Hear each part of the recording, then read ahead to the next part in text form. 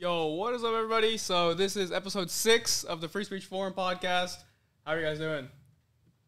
Hey, doing good. Good to be here, Jerry. I'm all here, man. I'm ready. Fantastic. So yeah, this is our 4th of July special. I'm back after 2 weeks of being away. Yeah, happy Independence Day. You. Oh yes, we missed you. Thank you. Yes, it's good to be back. It's good to be back. So we've kind of got only a couple topics this week, but I think they're gonna be pretty good. So we have a call in from Chris Farley. That's going to be fantastic. And then also I'm going to be talking about a bunch of home brewing stuff. So I think that is going to be a really good topic. I've got a lot of stuff to show and tell. So I think that's going to be fun for you guys and everyone else watching. But I guess, Bob, you have something to say? Yeah, well, we have a new sponsor this week. It's called it's Billy's Bait and Tackle. And it's home of the best fishing tackle on the planet.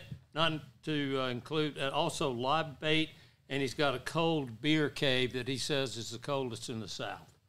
And one thing that we're going to do today, Billy, along with JR Enterprises, stocks these very special mugs at his shop.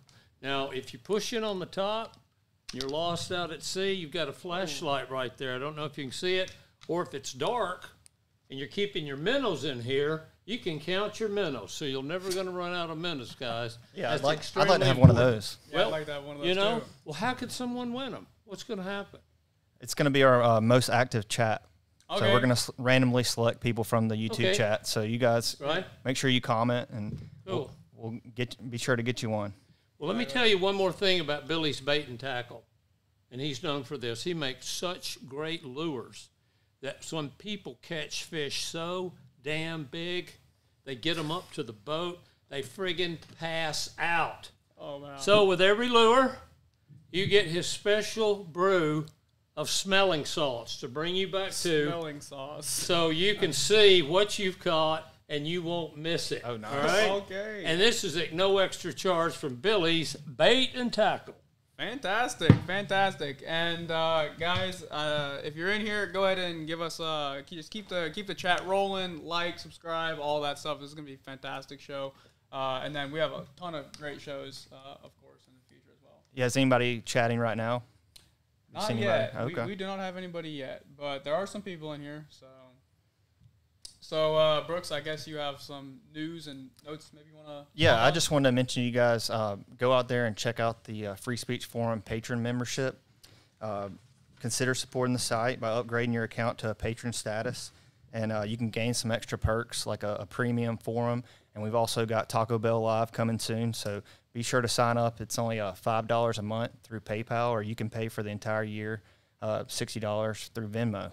Yeah, that Taco Bell Live, it's coming. There's some hiccups we're working out, trying to get over this road, but it is coming. It's still in the works, so it will be up very soon. For sure. Do you think we'll be able to let people have incentive to buy merchandise off our great store? I think we that's should. Possible, yeah. I think we should. Can you guys see what this says right here? Defund the media. It's hot. That's a nice shirt. That's a nice shirt. I don't have one. I need one. I need one of those. Right there it is. Defund the media. So isn't there a story behind this? Wasn't there somebody at a supermarket that commented to you about that shirt? Yes. The first day you got it? I've had 2 people, well, actually 3 people now. 2 guys wanted to buy it, and one woman said, how much? And I said, she was good looking. And I told her, I said, if we had shirts in Publix, I'd buy a $2 T-shirt, I'd put it on, and you could go home with this. Right. But it's been very popular. Defund the media is just absolutely, you can't beat it. Yeah, that's a fantastic. It's much needed. That's one of many great items on our store. All right. So I guess our first topic is Chris Farley. So let's give him a call.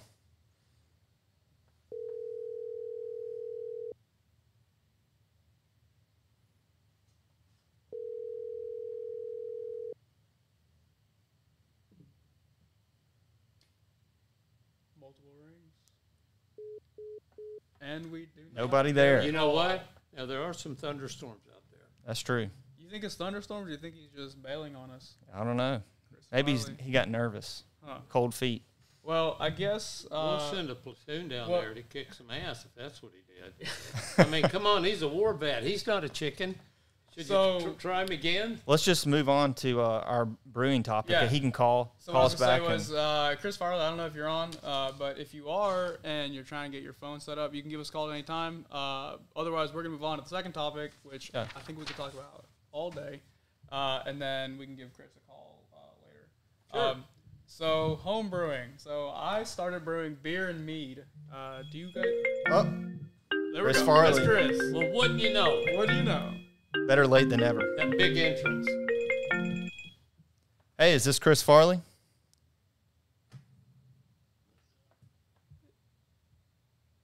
Technical. I think we got him on now. Hey, is this Chris Farley?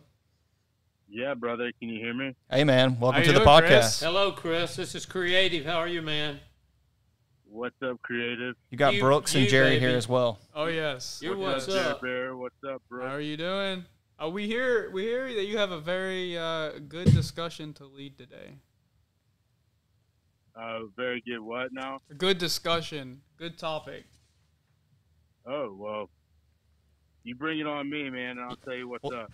Tell us about your Bronze Star experience, how you gained that. Well, do you mind if I first start off with, what I think about July 4th? Is that possible? Oh, yeah. Would you That is do We'd love to yes, hear let's that. go for it. Yeah, Definitely. This is your segment. Okay. Well, to me, July 4th is a very special. Sorry for the fucking Viking music in the background. Hold on a second. That is fine. All right, there we go. July 4th is a very special holiday to me. I think people take what it means for granted, though. I think the average American thinks that it's just another American holiday to have an excuse to barbecue, drink, and party, and they just don't really think about or understand what it truly means. To me, especially today, in today's sense, July 4th represents something that is truly special. I feel like today we are facing the same challenges that we did in the early 1770s. You know, at Lexington and Concord, the British attempted to take the Americans' gas, and the Americans just weren't having that. Kind of like today's threat. Yeah. Also, you got things like the Stamp Act that taxed everything under the sun only to benefit Britain.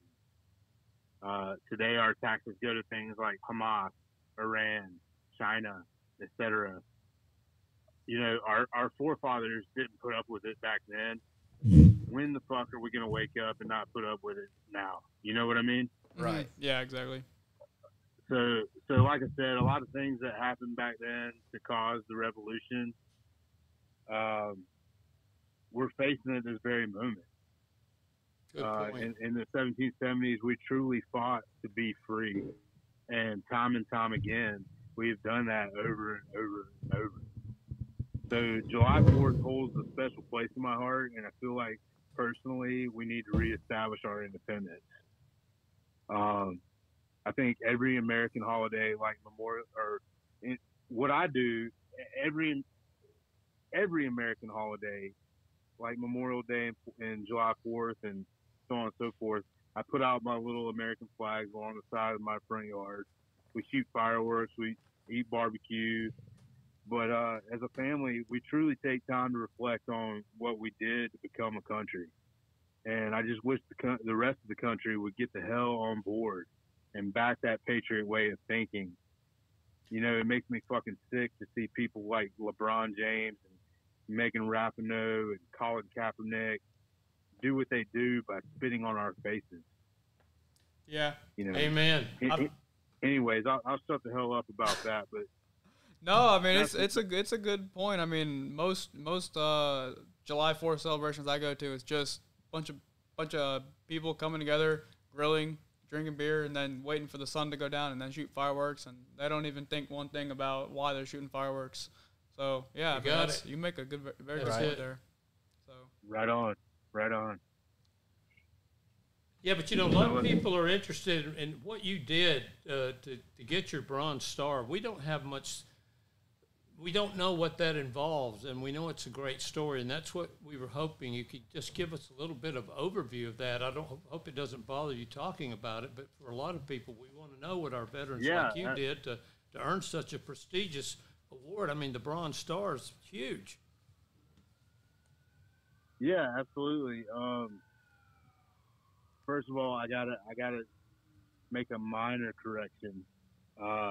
It's a Bronze Star, but nowadays, folks can get a Bronze Star for leadership stuff, but there's a distinguished factor involved with mine. It's called a Bronze Star with Valor, or a V device, and basically that has to do with combat. Gotcha. And right. combat on the battlefield. So That's the real deal. that's kind of the difference between a Bronze Star and a Bronze Star for Valor. Mm-hmm. But you said you want to talk about that? Yeah, let's go for it. Yeah, what was the scenario? What did you do to earn such a Bronze Star with Valor? People ask us that a lot, and we don't know what to tell them. Yeah, this is a very interesting story. We believe. So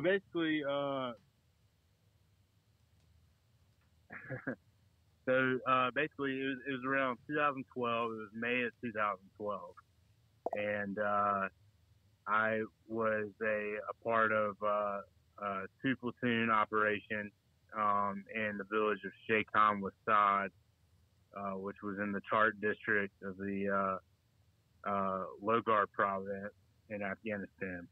And basically, we were looking for a specific dude, a real bad dude, and so we got up real early one morning, or we'd been up, but we moved out real early one morning, just like we learned from the French and Indian War and the Native Americans. It's best to attack your enemy at dawn. So we went real early and went into this village. Again, it was Sheikh Wasad, and my platoon was the security platoon, and the other platoon was the hit platoon, and they were the ones that were doing the raids, and we had security around the perimeters of the village. We got our guy, and it was time to move out. We had done SSE, which is sensitive site exploitation, and basically we got all our intelligence that we were trying to gather, and weapons and things like that, amongst other things. So we got our guy, and it was about probably, I would say, about 6:45 in the morning, and we were getting staged to move back to the COP, the combat observation post. Yeah. And we were probably about a little less than 2 miles away. And in this terrain, it's real. Shark Afghanistan is a vast. It's a whole bunch of different types of terrain. It has your desert to the east. You have urban terrain to the west, and then you're surrounded by mountains and forests all around you.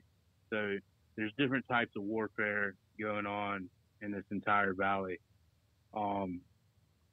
But this particular day, we're to the northwest of our COP, and we are staged and getting set to move out and get back to the COP with our new POW, if you will. And all of a sudden, we get hit and attacked with the initial volley was a VOG 25 grenade, which is like it's like an American 203 grenade launcher, or 320 nowadays grenade launcher. But it's attached to an AK-47. So that's what we got hit with first. That was the initial power of the enemy. So was it multiple repeated back and forth, or just one initial hit? Did they hit you with the barrage of those, or was it just a single shot? No, it was about I would say probably about 4 to 6. Oh wow, 4 to 6 of those. That's crazy. Right away, and that's normal. That's normal warfare for the Taliban. They'll hit you and Al Qaeda too, and they'll hit you when you're leaving. They'll let you do what you need to do, and then when you get ready to leave, that's when they hit you. And so that was we were on pins and needles already, ready to respond to whatever was going to happen. But that of course happened, and it hit right in the middle of our formation, which was including our company commander and a couple interpreters and some of the commander's personal security detachment. They all got hit. Immediately, the company commander was down and out. I remember I was on the radio and heard that Chart 6 had gone down, and so immediately knew it was the company commander, and we had to do something quick. Yeah. So my fellow, I was the platoon sergeant for the rear platoon, and my fellow comrade, the platoon sergeant for the front platoon, him and I got together real quick on comms and just talked about the situation real quick, and decided that I would be the one, or my platoon would be the element that would get the commander back to safety. Mm-hmm. What I didn't mention was the front platoon ran into a pressure cooker IED. Oh wow! So they couldn't move. There was an IED right in front of them, and it was out of a pressure cooker. And that's another tactic that they like to use over there. And so they really couldn't move. They couldn't move forward because of that. They couldn't move, left or right because of the small arms fire. Yeah. So they just had to sit there and return fire and react to contact. So they really couldn't move. So, hey, can I ask you, were you in a direct line of fire and getting ready to run out to rescue people, or what was that immediate situation? Not initially, no. A little bit later, I was. Right. But initially, the other platoon sergeant and I, we discussed it. He said he would stay put, and they would work on the IED, and my platoon and my section would take commander, and we would transport him back on foot back to the COP. So we had no room for air medevac or any kind of route for a CASEVAC. So it was on foot. It was on foot only. What's that? So were these, I guess, enemies, if you? I mean, was this like close, nearby, or like how far away were they? Yeah. So the enemy fire was probably about I'd say probably about 100 meters away. So they're shooting 100 at you yards with away. rifles and stuff while you're totally unprotected and on foot trying to get the commander the hell out of there. Yeah, that is. Wow. Yeah. Wow. Yeah. Shit. So I left most of my platoon back and took a 4-man element to navigate the route back to the cops. And then I had a squad behind me actually moving the casualty behind me, probably about 20 to 30 meters behind me. They were moving him on a litter while myself and 3 or 4 other guys were clearing the way, basically. For about I don't know, it was about 1,500 meters or so through rough terrain, muddy alleyways. Well, can I up ask and you a down question hill. there? The guys that you were getting back, were they wounded? Did you have people bleeding and in serious health too? Was there 2 factors going on there, trying for you to stay alive and trying to get back in a hurry to keep somebody from dying? Yeah, I don't think any of their wounds were Life-threatening or. urgent surgical by any means, meaning that I don't think any of them were life-threatening. Yeah. But we didn't know that at the time. The company commander's face was split in half, basically. Oh wow. So that was the primary casualty that we were looking to get back. The rest of them were walking wounded.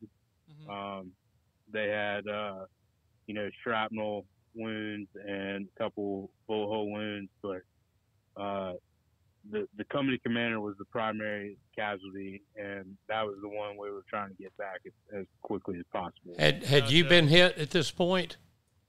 Had I? Yeah. No, absolutely not. Okay. No. Never been hit. Wow. Well, you were the guardian angel there, weren't you, Chris? Feel lucky there. In 6 deployments, I've never been hit. I've almost been hit a few times, but not quite. That's somebody's awesome. looking out for me. That's amazing. Yeah, that's fantastic. You were the guy that was meant to make the rescues. Well, please go ahead. Tell us, how does this wrap up? It's very exciting. So, so I'm taking this 4-man team, and we're going through alleyways, muddy farm fields, up and down hills, rough terrain. It had rained the night before, so the ground was just Slick and muddy. soft and muddy and wet Quagmire is a And, good word. and slippery. Yeah, quagmire would be a great word.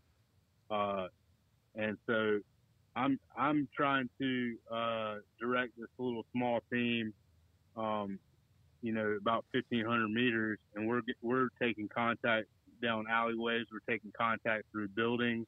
We're taking contact every direction you can think of, and negotiating these obstacles and eliminating these threats as we go on foot. It's kind of like, if I had to describe it or compare it to something, it'd be kind of like the end of Black Hawk Down when they were just running for like 4 miles. Yeah. Wow. You know what I'm talking about? Yeah. Yeah. So it was something like that, but we were taking contact the entire way and eliminating these threats as we go. Meanwhile, about 30 meters behind me were the casualties, and they were, they couldn't really react to contact because they were taking care of them. So we were the ones that were doing that stuff. Well, anyways, we get back to the main highway, I guess you would call it. We called it Route New York. There is no highway in Afghanistan. I mean, there's one highway. A dirt road, I get it. Yeah, a dirt road. It was a dirt road, and it was the main road that went through Chart Valley. It was called Route New York, and we get to Route New York to link up with our QRF element, our Quick Reaction Force element, and they take the casualties. And meanwhile, 3rd Platoon is still out there in the midst of everything, fighting, and at the same time taking care of this IED situation. So there's about 25 to 30 of those guys still back there, about 1,500 to 2,000 meters behind us. And they're all alone. So how long has passed since the initial attack? How long had passed from the time that everything started to the time we got to the QRF? Yeah. I would say probably about 45 minutes. Oh wow. Gee whiz. Yeah. So we pass off the casualties to the QRF element. They take the casualties. They take them back to the cop. Meanwhile, we got that other platoon still in contact, still reacting to the IED. And I take a 4-man team, and we go back about 200 meters just to kind of set a overwatch spot for the other platoon while they move out. Yeah. And we get set in, and the other platoon wasn't anywhere near ready to move either. They were still stuck. So we get set in, and about 3 minutes after we get set in, there's about 8 to 10 enemy personnel that we see exiting out of a building probably about 400 meters in front of us. And they got PKMs, RPKs, AK-47s, VAR 25s. They got everything. They have and a they're whole ready. arsenal. Yeah, they're moving on this other platoon. That their intention was to hit this other platoon that was set. They knew where they were, and they were going to go ambush them. Yeah. Well, we ambushed the ambushees. Cool. So, That's fantastic. So basically, my team leader on the ground, I told him to, get things going. The saw gunner starts the initial volley, and we start hitting these guys. I had a 240 gunner with me as well, a machine gunner, an actual machine gun, not an AR. government An AR-15. Yeah. Not a government titled assault rifle, but an actual machine gun. Cool. And his gun goes down. No. To get jammed or something? Immediately. Yeah, it was there was a little jam or something like that. I think it was a double feed. And I'm about 50 meters away. And so as soon as we initiated contact, the enemy turned their weapons on us. They know where we're at now. Yeah. So they're starting to fire on us. I'm about 50 meters away from this machine gun, and the only real automatic weapon I have is a squad automatic weapon, an M249 squad automatic weapon. Yeah. And so I was like, fuck this. I ran about 50 meters through bullets, hearing them whiz by my fucking head. Man, That's crazy. Hitting the ground all around me. And the best thing I could describe that or compare that to is like Forrest Gump when he's trying to get Bubba out of the back. Yeah. You know no what I mean? kidding, yeah. In the jungle. I can envision that right It now. was like that. And except a lot more real. You know what I mean? Oh, yeah. Well, Especially when you live it. could I ask you something under such dire circumstances and you're knowing you could take a bullet any second? Did that have your adrenaline so jacked up you were running faster and feeling stronger and more bold than you've ever been in your life? I would say so. Creative. Yeah. I know I would be. I felt like I couldn't be stopped. Amen. Right. Yeah. And you weren't. Run through a brick wall. You weren't stopped.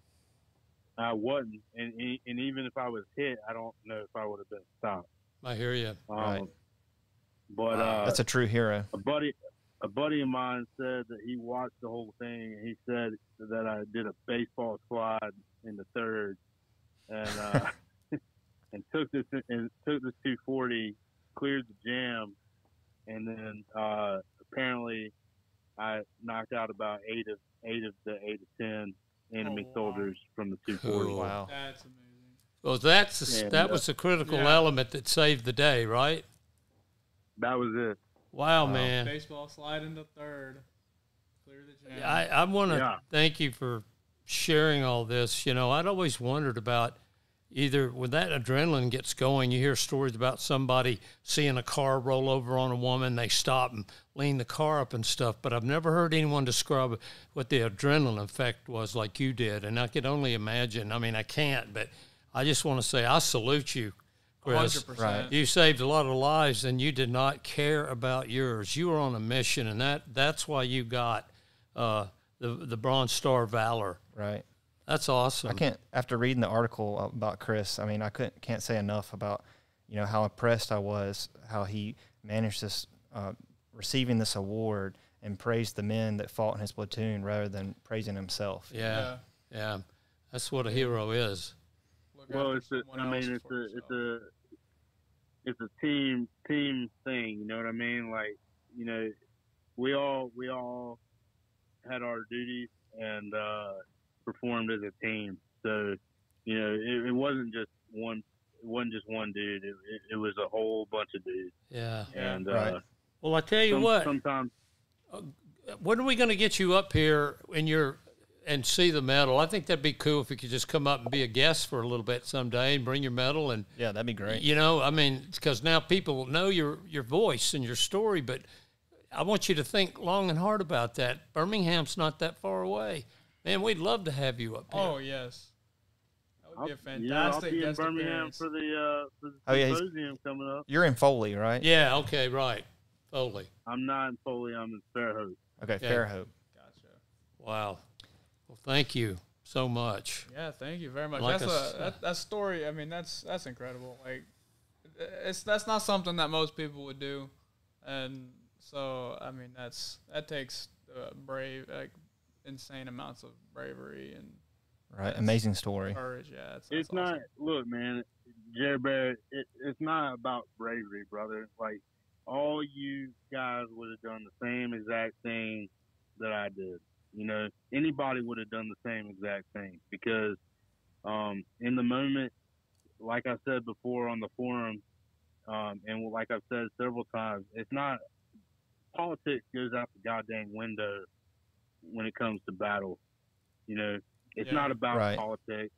It's about protecting your fellow man, your brother to your left and right.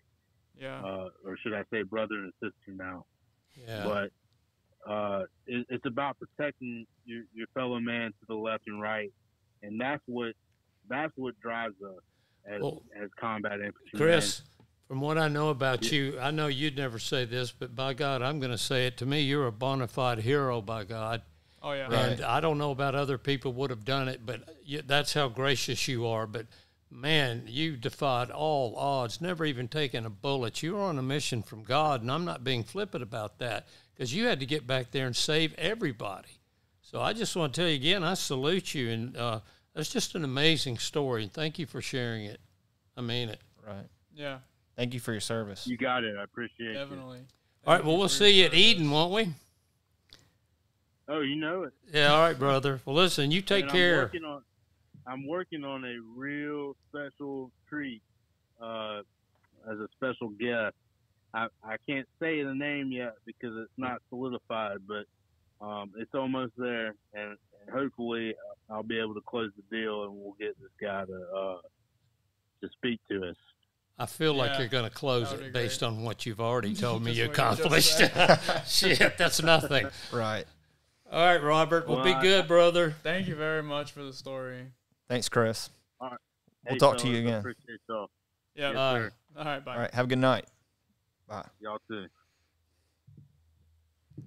Wow, I tell you what, I mean that's just incredible. I mean without being in the situation, who knows? But that, I mean, looking from the outside, I mean, what a hero. Right. What It's a an hero. amazing story Yeah, from a true hero. So Exactly, and get to actually get awarded for something like that. I mean, he deserves it 100%. right. So And I think he joined the military. You know, he was inspired by 9/11 straight out of high school, and yeah, so That's awesome. Well, so Bob. Well, you know, I love quotes. I don't know how much you guys keep up with my posts, but every morning I post a great quote with a picture of the person that said it because it means so much to me. And to me, quotes are things axioms that you can guide your life by. And the reason they're quotes and old as hell is because they're true. And today I've got one I want to share. It's really special to me by Benjamin Franklin. And he says, without freedom of thought, there can be no such thing as wisdom and no such thing as public liberty without freedom of speech. Wow. Yeah. And that's exactly where they're hitting us right now. I mean, Right. We cannot lose our freedom of speech. I mean, that's Trying to censor us left and right. So. exactly. I mean, we even just got censored. Was our first podcast got censored or second one or something? It was the Trump rally from Saturday. We had a video on YouTube, and it got taken down on Monday night. We had like over 250 views, I believe, and they took our video down. So that's a shame. I mean, inciting. the fact that if people have a differing opinion from you and they have to mute you because of that, I mean, Right. What's great about the world and this country is that we can believe what we want. If you don't want to believe what I believe, I mean, you should be able to believe differently, but don't go muting people. I mean, that's Right. we do not like that.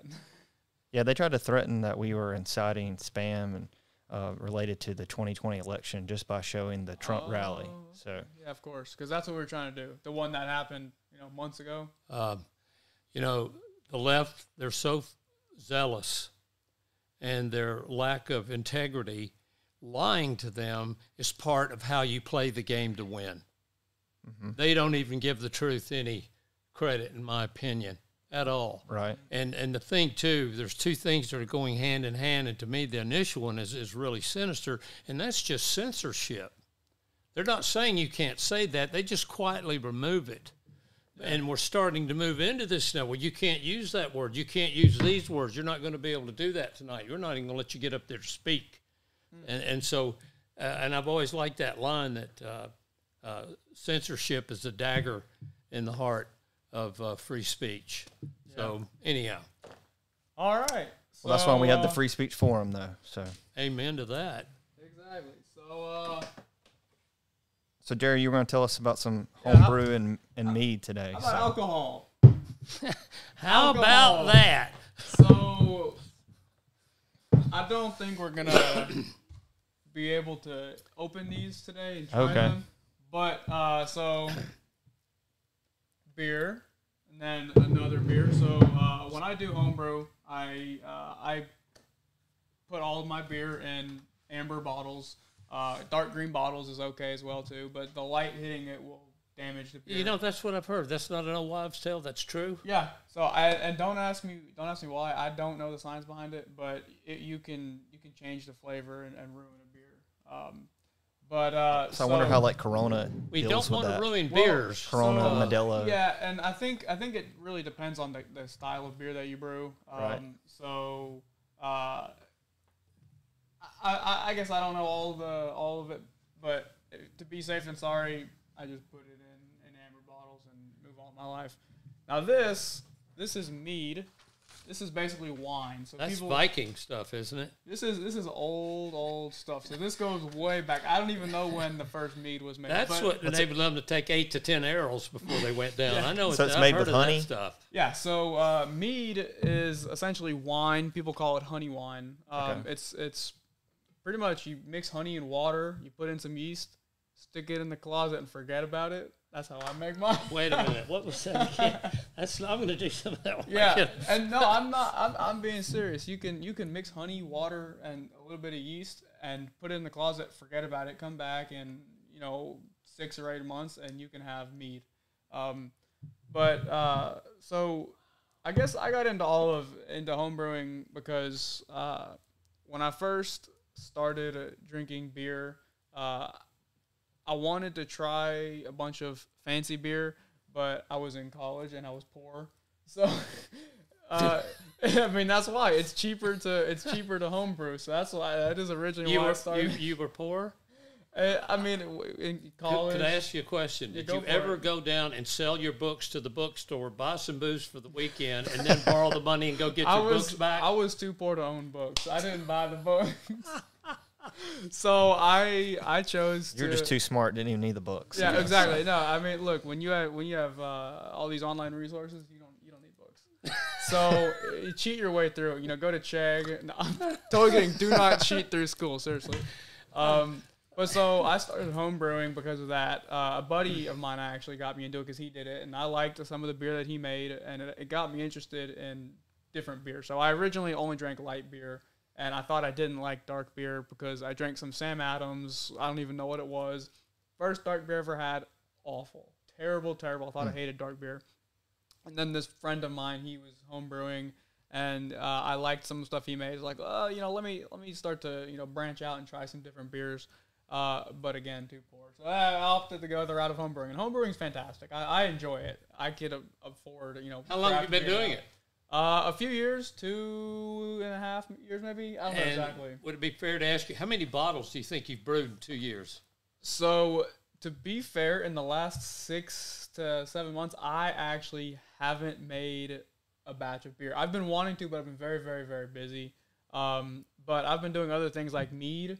I've made probably 20 gallons of mead. What's the alcohol content of that compared to, say, a bottle of vodka? So this is going to be more in line with, I guess, wine. Okay. So this is, I think, I don't know which one this is, but this is going to be probably 17% in that neighborhood. Okay. Whereas my beer, depending on what it is, I think this might be 5%, so that's pretty standard. Right. And then this one might be 6%. So is your beer more like an IPA style? This beer is very light, and then this one is a little more amber, kind of. It's really whatever I decide to brew. So a lot of what I do, you can go to beer shops and you can buy individual supplies. Like you can get scoops and scoop out the grains and you scoop the grains that you want, and then basically you take the grains and you steep them in water, and then you have what's considered a wort, which is going to be beer without alcohol in it. You'll add in some sugars. And so once you add the sugars in, that's when you have your wort. And then from there, you add your yeast in. And whenever, 4, 5, 6 weeks goes by, it ferments. It turns into actual beer. Right. But really, it's just whatever mood that I'm in. I don't have probably the time to go through and figure out which grains pair well with each other. So what I do is I'll just go online and buy pre-made kits, if you will. Got it. Yep. And this way I know it's probably going to be good. And if I like something, I save all of my receipts and I save all of my tags. This way I can take notes on there. If I like the beer, I can go back, make it again in the future. Cool. But yeah, so this has been, the mead has been my main focus recently. My brother-in-law and he and I decided we want to start doing mead. So mead is really, you don't go and buy a kit. You pretty much have to test everything yourself. So for mead, a lot of times you can just do honey, water, yeast, let it sit for 8 or 9 months and drink it. And we've done plain mead before, but we can also do flavored meads. So I've done things like banana walnut, orange lavender, cinnamon almond. Pretty much if you can think of it, you can do it. Cool. And the way that we do that is, so our mead process is take honey, take water, stick it in a big 1-gallon jug, shake the crap out of it. Seriously, that's what we do. We just shake the honey and water until it's combined into one. Right, super saturated. Exactly, yeah. So for 1 gallon, what we normally do is about 3.5 to 4.5 pounds of honey. And then we fill the jug up with water for the remainder of it.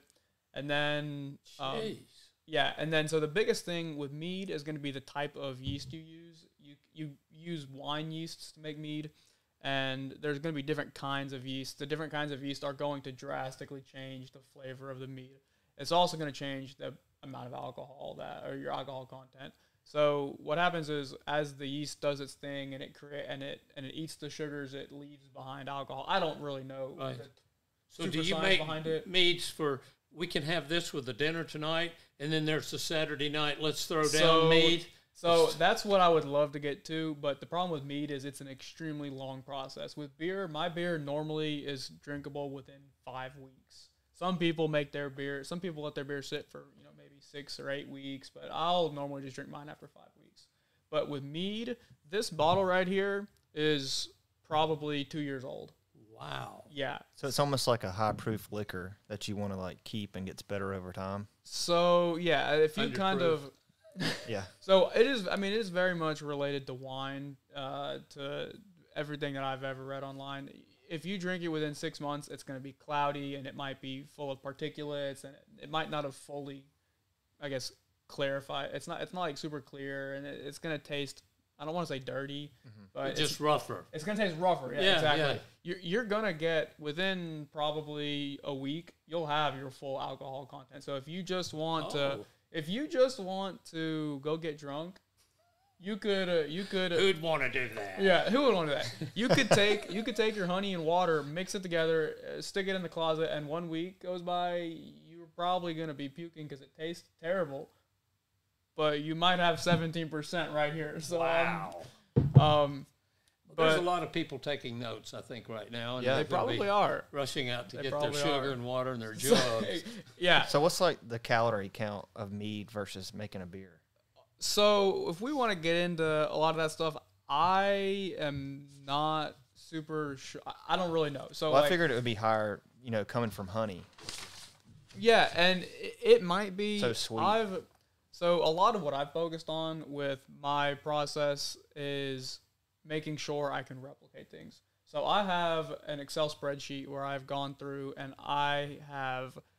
down to the grams of products I've used. I used 4 pounds, 2 ounces of honey, or what. And then, if we use a flavoring like cranberries or whatever, which Right. I've got cranberries at home right now. Right. I will measure out 1 package of cranberries. I will use the same. I'll write the brand down, everything. If the package says it's a 2 ounce package, I don't care. I read. You are a true brewing crafts person. That's Your goal to brew perfect beer that's replicable, correct? Yeah, exactly. After the very first time that we brewed, we liked it enough that my brother-in-law and I actually wanted to go through and start a business with it.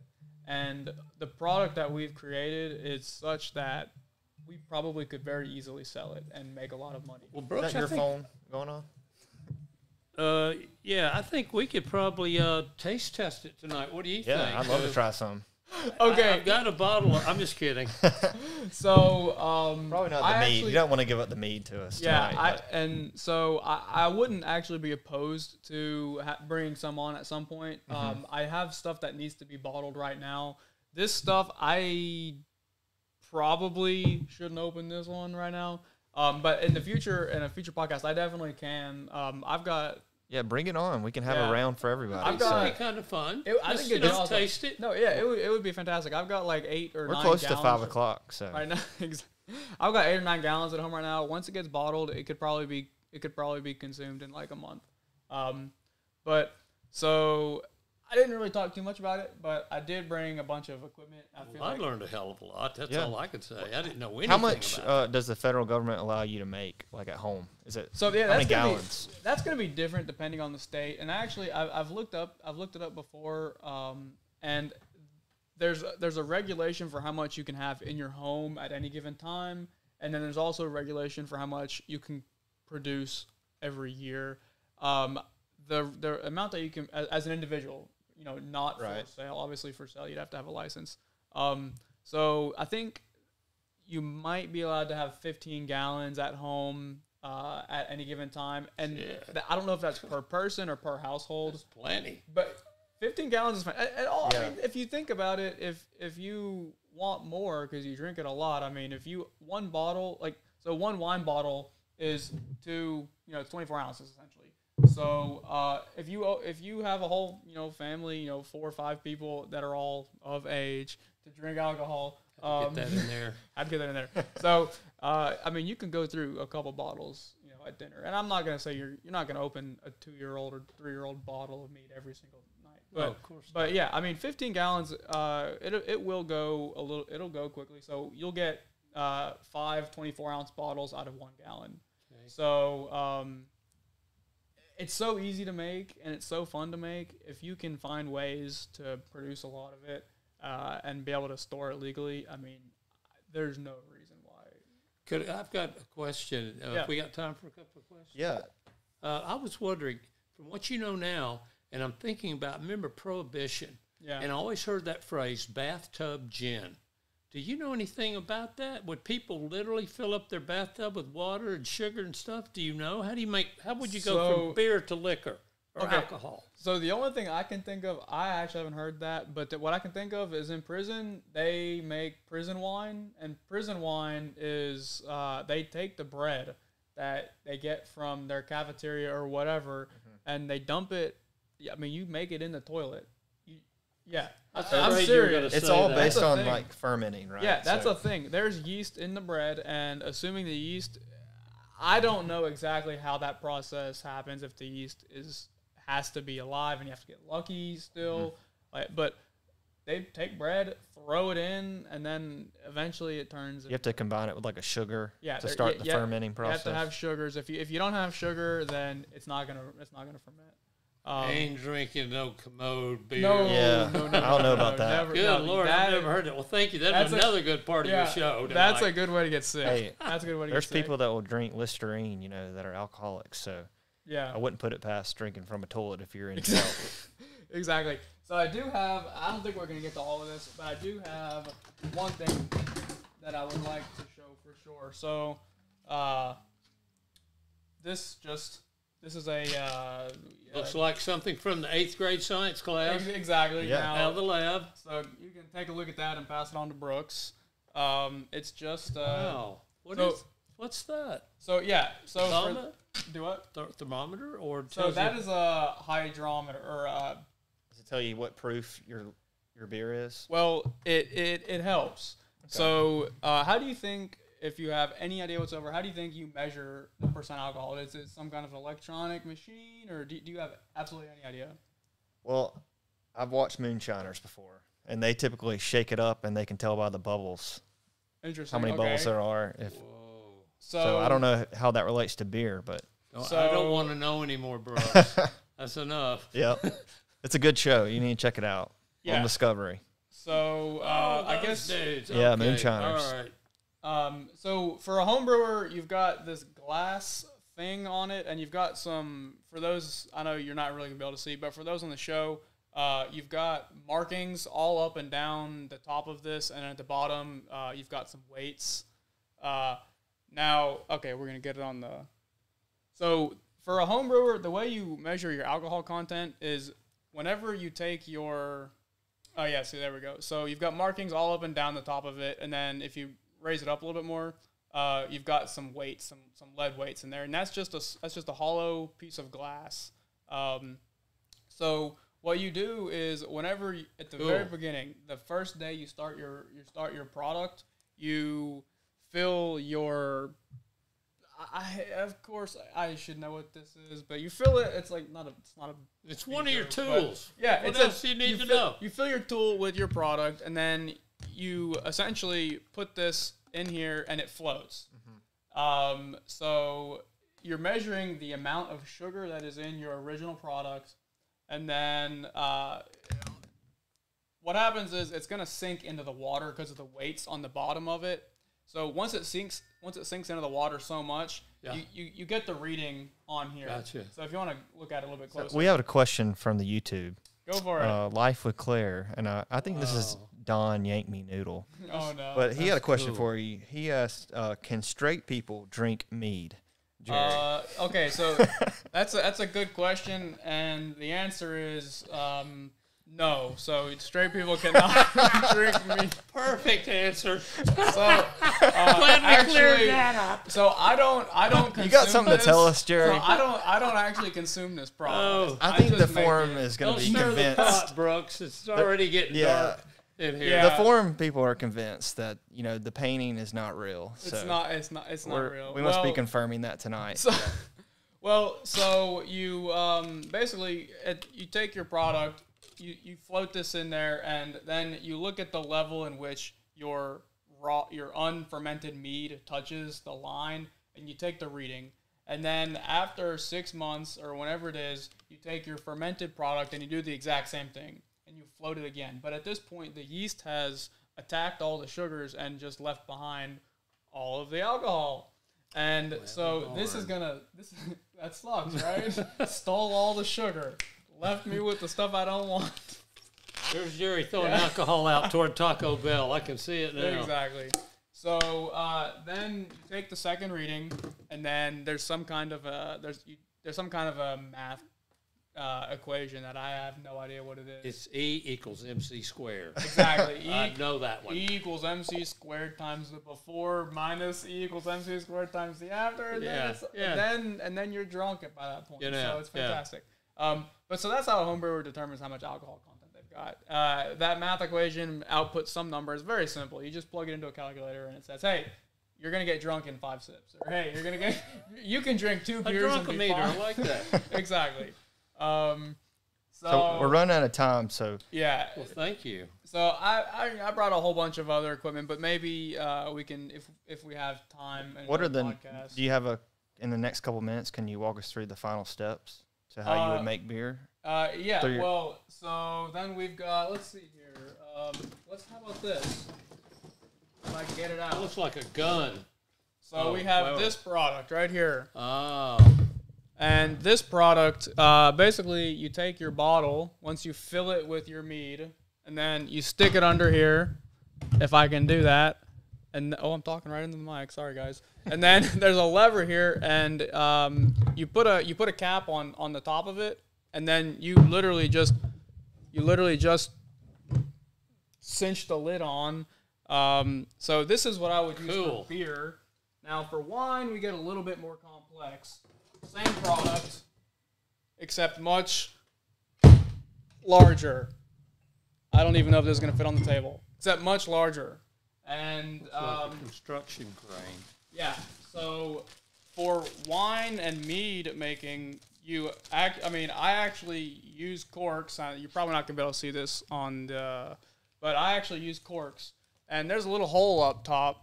And you'll stick your cork in there, and what happens is when you pull this lever down, it constricts the cork. I mean, it squeezes the cork until it's as wide as my pinky finger. Wow. Yeah, and then so there's a little whatever this is up top. I don't even. It's just plunger. Plunger, and then it literally pushes the squished cork into the bottle, and when you lift up on this lid. Or on this handle, the cork pops right back, and now you have a fully corked wine bottle. And of course, because I'm bougie, and I want my products to look professional. I've got the lid. Whenever you go to the store, you have to pull off you pull the ring around the top of the bottle. Okay. I had a question for the YouTube chat, and I was just wondering, does anyone out there, do they brew their own beer at home, or?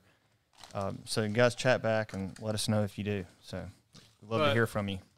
But yeah, so I've got these, and of course this is a beer bottle. But you put it on your wine bottle. Look at that; it's a touch of class. It looks your beer look worth more. Exactly. And then so these ones that I have are actually heat shrink. So I would just take a heat gun and shrink it on there, and then you've got the fancy little tab that you can pull to rip the top off and. You put this. Awesome. Life with Claire was wondering, do you have to soak the cork first in order to put it in the bottle? Yeah. So some people actually talk about soaking the corks. I don't soak corks. I mean, I don't know if people soak corks to try and reuse them. That's really dangerous. I would never. Do we have a way to know what percentage of the audience that's out there maybe does this, that brews their own stuff, or? Is there any figures released? Like now, 22% of all men in the U.S. are brewing their own beers and things. Have you guys heard anything like that? Anybody out there know? I know it's gotten pretty popular. There's different friends I've talked to that are brewing their own beer now. Well, so. yeah, me too. That's what I was wondering. It's so easy, and beer maybe is a little bit easier because you can just go and buy a kit and you can follow the instructions on the kit, and as long as you don't burn the sugar on the bottom of the pot, or as long as, it's step 1, step 2, step 3, step 4. You buy the equipment. Mead is a little bit more difficult because you have to, All right, I've got one last question for me. Yeah. If this is a bottle of Bud, it's going to cost me, what, about $3 1/4 in a convenience store? How much does that cost? How much is it costing you to make this? So this beer, I don't actually drink this beer because this is the only beer I've ever made that is not my favorite. I cook with this one. Right. This beer probably was like 30 cents. 30 cents? Yeah. Now, this one, on the other hand, this is There's some money be made in bootlegging beer around here. Exactly. This one is a little bit more of a premium beer. This one probably was about 75 cents. 75 is my guess. But that's reason in itself to brew your own beer. The cost. This is my thought. I started it to save money because I just couldn't afford it. But I've continued it because it's fun, and it just so happens that the beer is cheaper. Like when I brew beer in 5-gallon batches. Cool. So I'm not going to go out to the store and buy 5 gallons worth of beer. But for me to get 5 gallons worth of beer costs anywhere from $40 to $50. If I were to do that at the store and get a really high quality craft beer, how much am I going to spend? Spend about $250 to get 5 gallons of beer, man. That's a lot of beer. So I just looked up the stat. There's 1.1 million people in the U.S. that brew their own beer. Wow. Yeah, that's crazy. So look out, Budweiser. That's right. Probably growing every day. Even if it's not $250, even if it's $200, that's $150. Well, and then there's the fun of it and the joy of saying, I made a great beer. Your friends say, damn, this tastes good. Can I buy a 6-pack from the next batch, right? Exactly. Right. So there you go. It's even if you brew the beer and you don't like it, like this one, you can cook with it and it tastes just fine in your food, but you had fun doing it. This one cost me, this whole 5-gallon batch cost me like $25 or $30. It's a great hobby. $25 or $30 for about 3 hours of entertainment. Where are you gonna get entertainment for $10 an hour? So I don't want to answer that one, but yeah. But yeah, so that's the hobby that I've got into for the last few years, and yeah. Thanks, Jerry. You're the brewmeister now. Of course. You've established that much. Of course. If you ever need anything, just let me know. I'm getting my liquor license soon. Wink, wink. With Billy's Bait and Tackle being our sponsor, I think that'd be good if you could go down there and have some, because he's got the coldest beer cave in the South. So maybe we can get this into Billy's Bait and Tackle. So because Billy is the sponsor of the podcast, Billy and I have actually been talking back and forth, and I'm actually going to be brewing for Billy's Bait and Tackle. So, oh wow, yeah, exactly. Cool. I'm working on getting him. He'll give you some free smelling salts when you pass out and catch that 90-pound catfish. We can start putting that in the beer too. Every time you crack open a cold one on the lake, you'll know smelling salt. You'll remember your. You'll come back. You'll sober up and have 2 more. Yeah, you'll remember your 15-pound bass that you caught just the night before. Amen. Well, let's transition to the meme of the day. Exactly. If you guys are willing. Yeah, let's go for it. Okay, so our first meme is Joe Biden theme meme. So Joe Biden reads, the second amendment from the day it was passed limited the type of weapon you could own. You couldn't buy a cannon. And is this Madison here? He says, the F you couldn't. So we thought that was pretty funny. James is a good man. That's right. You know him personally? And our second meme, I know him and personally these were submitted by Easy Hawk. So he's very popular on the forum with memes. So this is from, it's a sign at grocery outlet, and it says, no mask needed unless you look like Nancy Pelosi. All right, that one gets my vote.